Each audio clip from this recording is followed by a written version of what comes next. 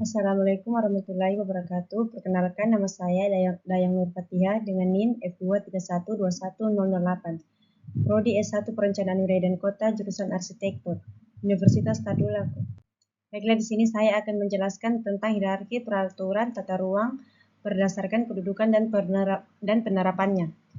Materi mengenai hierarki peraturan tata ruang di Indonesia mencakup struktur dan penerapan dari Rencana Umum Tata Ruang atau RTRW hingga Rencana Tata Ruang Rinci RTRR. Berikut adalah penjelasan mengenai hierarki tersebut dari implementasinya. Hierarki peraturan tata ruang, Rencana Tata Ruang Wilayah Nasional atau RTRWN adalah dokumen yang memberikan arahan kebijakan dan strategi pemanfaatan ruang pada tingkat nasional. Ini merupakan dasar bagi perencanaan jangka panjang dan mencakup peraturan pemanfaatan ruang, pengendalian pemanfaatan ruang, serta penetapan lokasi dan fungsi ruang untuk investasi. Berikut Rencana Tata Ruang Wilayah Provinsi atau RT-RWP merupakan penjabaran dari RT-RWN yang berisi strategi pengembangan wilayah provinsi. Dokumen ini mengoptimalkan pemanfaatan sumber daya dan mengkoordinasikan pengembangan antar kabupaten atau kota.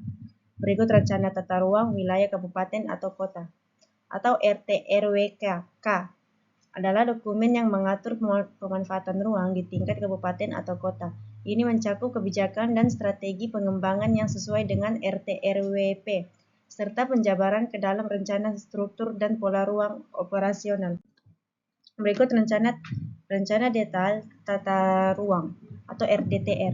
RDTR adalah dokumen yang lebih rinci yang mengatur penggunaan ruang di tingkat kawasan atau kota. Ini mencakup aspek-aspek seperti distribusi penduduk, jaringan pergerakan, dan infrastruktur. Berikut penerapan dan implementasi. Penerapan hierarki ini dilakukan melalui beberapa langkah.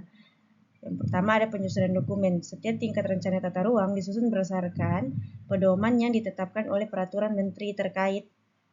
Ini memastikan bahwa setiap dokumen saling terintegrasi dan mendukung kebijakan yang lebih tinggi. Pengawasan dan pengendalian. Implementasi rencana tata ruang juga melibatkan pengawasan terhadap pemanfaatan ruang untuk memastikan semua bahwa kegiatan pembangunan ketentuan yang telah ditetapkan dalam RT-RW dan RDTR. Partisipasi masyarakat. Proses perencanaan juga melibatkan partisipasi masyarakat dan pemangku kepentingan untuk menciptakan rencana yang sesuai dengan kebutuhan lokal dan mendukung pembangunan berkelanjutan. Dengan demikian, hierarki peraturan tata ruang di Indonesia dirancang untuk menciptakan keterpaduan dan keseimbangan dalam pemanfaatan ruang dari tingkat nasional hingga lokal, serta memastikan bahwa rencana mendukung tujuan pembangunan yang lebih baik.